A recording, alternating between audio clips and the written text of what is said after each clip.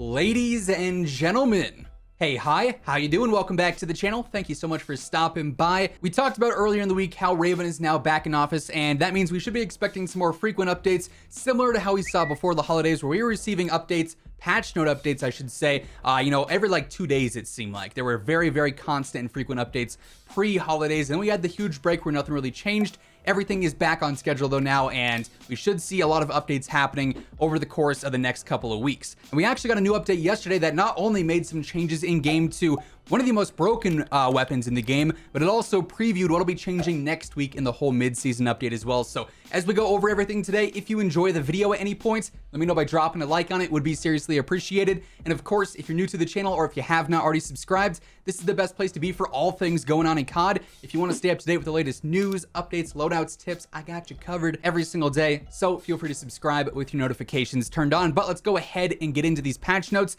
There's not much, but what there is actually pretty important. So we have the January 7th update from yesterday, and here, first things first, the cash threshold to enable overtime in the plunder mode has been increased to 2 million, up from 1 million.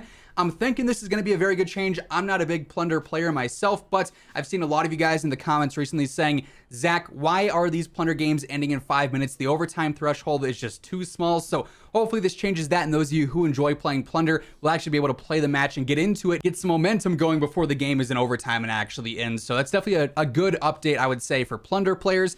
For bug fixes, they fixed collision issues with various elements across Caldera, allowing players to exploit, peek, or shoot through them. Like we've said every single time we've covered patch note videos previously, this is a patch note that's basically in every single update. Them fixing out of bounds areas, rocks that you can glitch through, bushes that you can hide in that shouldn't be, that hard to spot players, and whatever the case may be. That's pretty much what's going on there. Then we get to the very important part, really the meat and potatoes of this update, the weapons. So our first paragraph here reads, we'd like to take a moment to discuss some of our upcoming plans, as well as how our weapon balance philosophy will be changing in Caldera.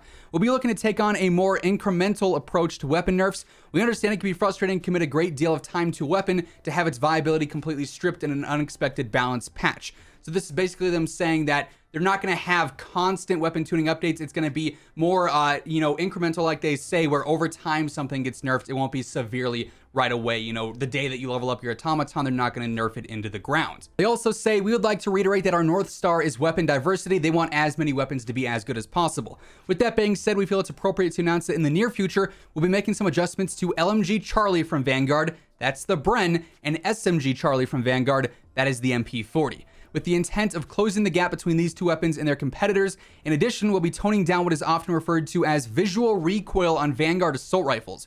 We feel this will help promote a healthier, more diverse pool of mid to long range weapons. So all the Vanguard ARs are going to have less recoil over range. This is going to allow for things like the STG and the BAR to really thrive over range. And obviously, the BREN and the MP40 are actually going to receive some nerfs, likely with the mid-season update next week on the, I believe it's the 12th, next Wednesday night, I'd imagine. So already previewing some very significant meta changes. The BREN and the MP40 both getting nerfed. Don't worry, we're going to have videos covering what you should be using after those get nerfed and what weapons you want to be looking out for. But then we also have some changes that were made to the game with this update yesterday, specifically regarding the Akimbo Double Barrel, which, as I'm sure you guys know, is one of the most broken, or I guess I should say was one of the most broken weapons in Warzone, honestly in Warzone history, you could say. So here for the adjustments, the barrel on the double barrel, the sawed-off barrel, the move speed was decreased to 1.03, down from 1.04. That's a very minimal decrease. Like when it comes down to it, 0.01 less movement speed on the on the sawed-off barrel for the double barrel, I should say.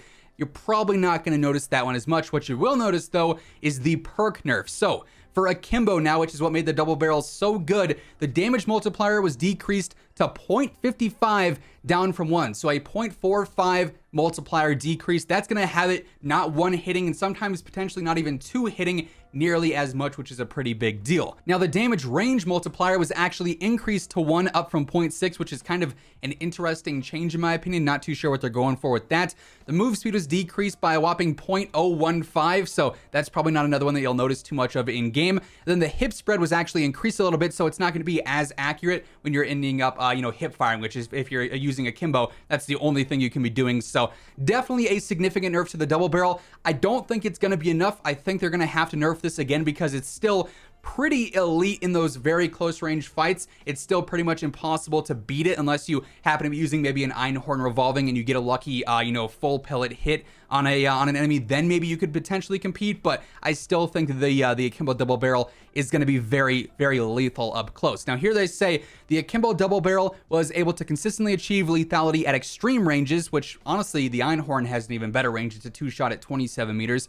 While we agree the shotgun should be the most lethal weapon within close quarters, once that range begins to encroach on SMG territory, we must intervene. It may seem peculiar that we're removing the damage range downside from the attachment given the previous statements. However, a more significant reduction to its overall damage will make the Akimbo Double Barrel feel less oppressive at extreme ranges while maintaining its effectiveness in close quarters. So we'll have to see if this is really the end result that they wanted here, where it can still easily dominate, I would say, within 10 meters. But like I said, the Einhorn is one I could feel like could probably be nerfed in this next update with the whole mid-season update, because if we're talking shotguns that have too much range, the Einhorn fits that description perfectly. But yeah, based off of the patch notes here, we know for a fact the BREN and the MP40 are going to receive some solid nerfs in the next update, and currently the double barrel is no longer that insanely broken shotgun.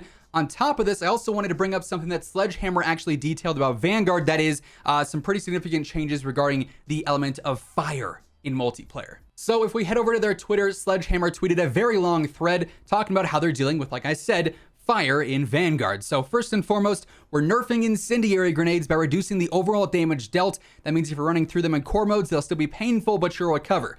That's a huge nerf in and of itself. The incendiary grenades were way too strong in all modes, so that's a thumbs up for me there. We're also going to give players 2 new ways to fight fire with Fortified and Dauntless. Fortified will significantly reduce incoming fire damage, including the initial effects of getting hit with a Molotov. Dauntless is going to grant immunity when moving through fire, so you can actually run through it, but it's not going to protect against that initial impact like direct damage from the flame knot. So if you want to be able to counter grenades, fire grenades, and Molotovs, Fortified can be very beneficial. If you want to be able to actually move through fire, Dauntless will be very beneficial there. The original goal of the incendiary was to close off a spawn, but unfortunately it wasn't properly balanced for small maps. Definitely noticeable on DOS House and Shipment. We're confident this will have an impact on gameplay. At a later time, we will also reduce the area affected by incendiary grenades, smoke, and flame. This will make them ideal for blocking lines of sight and doors and lanes throughout smaller maps. More to come on this later. So they're going to reduce the area affected, but it's still going to be good for blocking those smaller lanes. As you know now, if you play Vanguard MP, the incendiaries have a very prominent smoke effect that makes it very hard to see, especially on Shipment and DOS House. They're very, very strong. They also say we've been taking player feedback to heart and are fully committed to improving the multiplayer experience. Stay tuned for more information about the changes coming in the next update. So this will be part of the mid-season update. We also know we're going to see fixes to the Panzerfaust and other updates happening with that mid-season update as well. So all around, the mid-season update for both games, Vanguard and Warzone, should be very significant. We're going to be covering all the changes here on the channel next week once that goes down. So stick it here for that and everything else going on in COD each and every day. I've always got you covered, so feel free to subscribe with your notifications turned on. But that's gonna wrap things up for today. Hopefully you enjoyed the video. If you did, let me know by dropping a like on it. Would be seriously appreciated. But once again, thank you so much for tuning in, and until next time, take it easy, have an awesome rest of your day. I'll catch you guys later. Peace out.